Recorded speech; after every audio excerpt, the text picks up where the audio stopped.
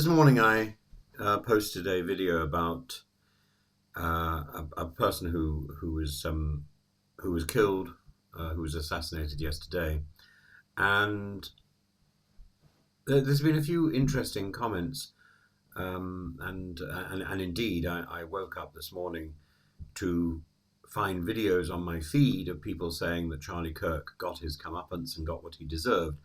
That he was putting forward nasty views. I would concur that his views were disagreeable, but nobody deserves to be shot like this, and nasty views should be debated, not silenced. That's why I tend to heart comments, even when they're unpleasant or provocative. If you've taken the trouble to leave these comments, then others might take the trouble to challenge your views, to widen the debate.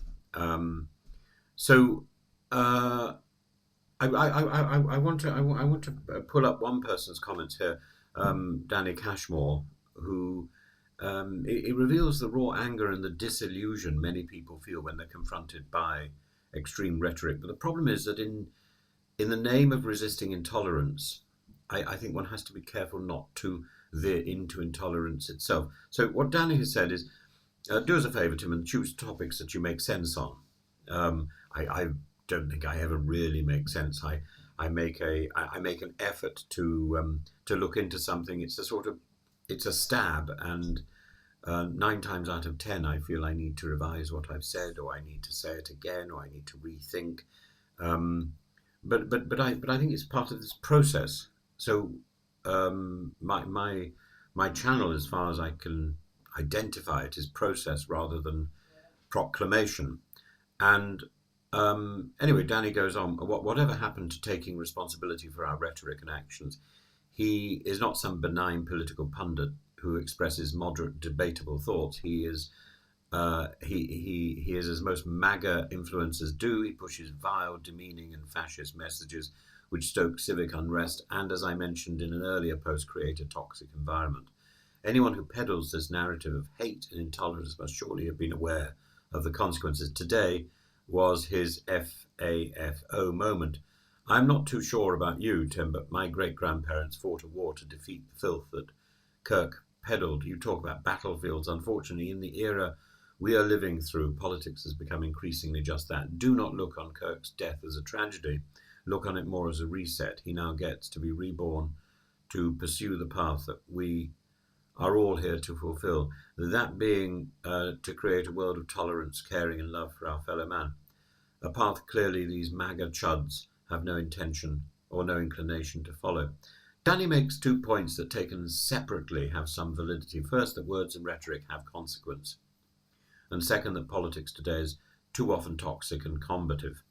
But where I part company from him, and perhaps where you do too, is in his conclusion that violence or death can be seen as a reset, almost as if it was some kind of cleansing. It's almost as if it's a video game. That's dangerous thinking. If we genuinely believe in tolerance, caring and love for fellow human beings, the values Danny invokes at the end, then we cannot reach those ends through bloodshed or applause for assassination. The paradox is stark. By celebrating the silencing of a voice, however disagreeable, we replicate the very intolerance we condemn. So the instinct to heart comments that seem unpleasant, that's not because I endorse them, but because exactly it's my instinct to salute people who take the time and the effort. But I believe genuinely that other people should challenge these comments and widen the debate. That is the healthier civic reflex. Democracies thrive on argument, not elimination. Disagreeable voices must be answered, not erased. The battlefield of ideas must remain a field of words, not bullets. In other words, yes, rhetoric matters, and yes, harmful ideologies must be resisted, but the way we resist them must not mimic the violence or the suppression of themselves that they themselves breed. If Danny's grandparents fought against fascism, then the lesson to carry forward is not vengeance, but the defense of pluralism, speech, and debate. And I would go further, and I would draw parallels in Russia and Israel.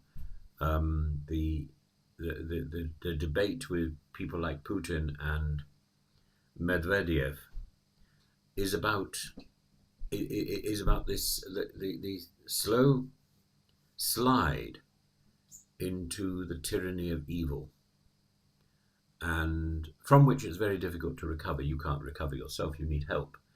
But which is one of the reasons why I have persisted in my idea that Putin is in a smeg fridge. He is frozen. He is lost to humanity.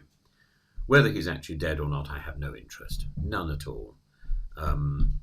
But it means we need to work all the harder to change the future.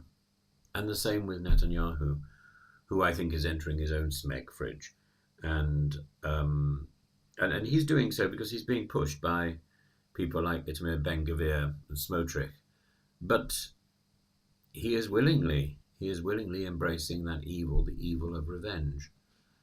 We can't take pleasure in someone else's death, and we can't take pleasure in brutality. We can only take pleasure in debate and in the interaction of one another. So the reciprocity of communication.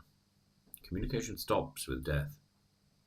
We cannot wish for someone's death. We cannot celebrate someone's death, however grotesque their life may have been. While they are still alive, there is hope for change.